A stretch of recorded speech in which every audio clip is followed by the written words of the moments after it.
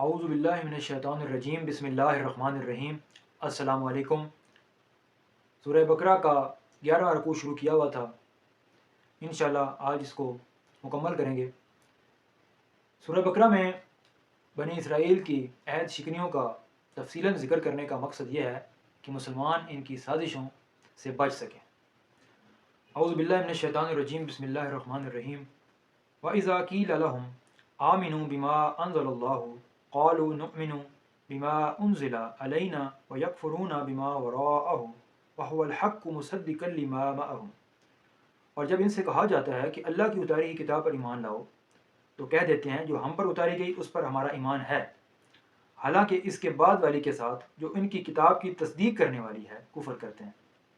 یعنی جب ان سے کہا جاتا ہے کہ اس قرآن پر ایمان لاؤ تو کہتے ہیں ہمارا اپنی کتابوں پر ایمان ہے، یعنی تورات اور انجیل پر، لیکن جو قرآن ہے تورات کی بھی اور انجیل کی بھی تصدیق کرتے ہوئے نازل ہوئی ہے، اس کا یہ لوگ کفر کر دیتے ہیں۔ قل فلم تقتلون انبیاء اللہ من قبل ان کنتم مؤمنین۔ اچھا ان سے یہ تو دریافت کرو کہ اگر تمہارا ایمان پہلی کتابوں پر ہے تو پھر تم نے اگلے انبیاء کو کیوں قتل کیا؟ اب یہاں پر اللہ نے ان کو لاجواب کر دیا۔ اللہ کہہ رہا ہے کہ تم جو کہہ رہے ہو ہمارا ایمان اپنی کتابوں پر ہے، تو جو انبیاء ان کی تبلیغ کرتے رہے تم نے ان کو قتل کیوں کر دیا؟ وَلَقَدْ جَاءَكُمْ مُوسَىٰ بِالْبَيِّنَاتِ ثُمَّ اتَّخَذْتُمُ الْعِجْلَ مِن بَعْدِهِ وَأَنْتُمْ ظَالِمُونَ۔ تمہارے پاس تو موسیٰ یہی دلیلیں لے کر آئے لیکن تم نے پھر بھی بچڑا پوجا، تم ہو ہی ظالم۔ یعنی حضرت موسیٰ علیہ السلام نے اللہ تعالیٰ کے احکامات کو اور اللہ کی نشانیوں کو کھول کر ان کے سامنے بیان کر دیا، پھر بھی انہوں نے بچڑے کو معبود بنا لیا۔ اللہ تعالیٰ کہہ رہا ہے تم ہو ہی ظالم۔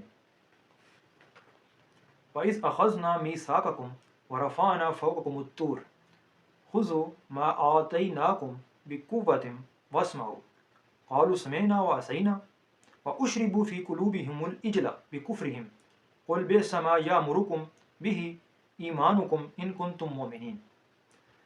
جب ہم نے تم سے وعدہ لیا اور تم پر طور کو کھڑا کر دیا اور کہہ دیا کہ ہماری دی ہوئی چیز کو مضبوط تھامو اور سنو، تو انہوں نے کہا ہم نے سنا اور نافرمانی کی، اور ان کے دلوں میں ان کے کفر کی وجہ سے بچڑے کی محبت گویا پلا دی گئی۔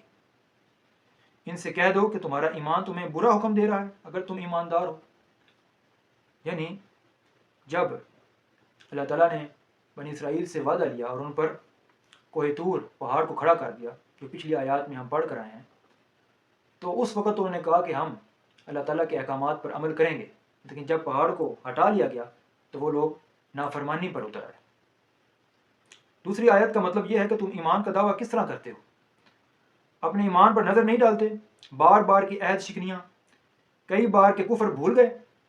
حضرت موسیٰ کے سامنے تم نے کفر کیا، ان کے بعد کے پیغمبروں کے ساتھ تم نے سرکشی کی، یہاں تک کہ حضرت محمد صلی اللہ علیہ وسلم کی نبوت کو بھی نہ مانا، جو سب سے بڑا کفر ہے۔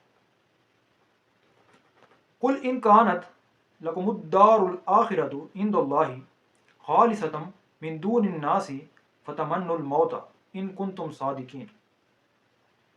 کہہ دو اگر آخرت کا گھر صرف تمہارے ہی لیے ہے اور کسی کے لیے نہیں تو آؤ اپنی سچائی کے ثبوت میں موت طلب کرو۔ وَلَن يَتَمَنَّهُ أَبَدًا بِمَا قَدَّمَتْ أَيْدِيهِمْ وَاللَّهُ عَلِيمٌ بِالظَّالِمِينَ۔ لیکن اپنے کرتوتوں کو دیکھتے ہوئے کبھی بھی موت نہیں مانگیں گے، اللہ تعالیٰ ظالموں کو خوب جانتا ہے۔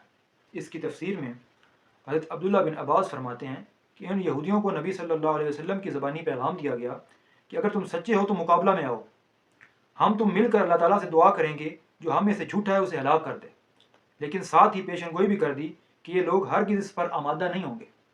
چنانچہ یہی ہوا کہ یہ لوگ مقابلے پر نہ آئے، اس لیے کہ وہ دل سے حضور کو اور آسمانی کتاب قرآن کریم کو سچا جانتے تھے۔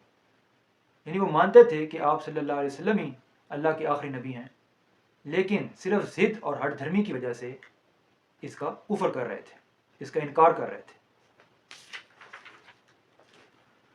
وَلَتَجِدَنَّهُمْ أَحْرَصَ النَّاسِ عَلَىٰ حَيَاةٍ وَمِنَ الَّذِينَ أَشْرَكُوا يُوَدُّ أَحَدُهُمْ لَوْ يُؤَمَّرُ أَلْفَ سَنَةٍ وَمَا هُوَ بِمُزَحْزِحِهِ مِنَ الْعَذَابِ أَن يُؤَمَّرَ وَاللَّهُ بَصِيرٌ بِمَا يَعْمَلُونَ۔ بلکہ سب سے زیادہ دنیا کی زندگی کا حریص یعنی لالچی اے نبی صلی اللہ علیہ وسلم کو پاؤ گے. یعنی یہ چاہتے ہیں کہ ہمیں لمبی سے لمبی عمر ملے، جس کا آگے ذکر آئے گا. یہ لالچ زندگی میں مشرکوں سے زیادہ ہیں، یعنی جو کفار مکہ ہیں ان سے زیادہ یہ زندگی کا لالچ رکھتے ہیں، یعنی زیادہ سے زیادہ عمر چاہتے ہیں. ان میں سے تو ہر شخص 1,000 سال کی عمر چاہتا ہے. کوئی یہ عمر دیا جانا بھی انہیں عذابوں سے نہیں چھٹا سکتا. اللہ تعالیٰ ان کے کاموں کو بخوبی دیکھ رہا ہے. جزاک اللہ.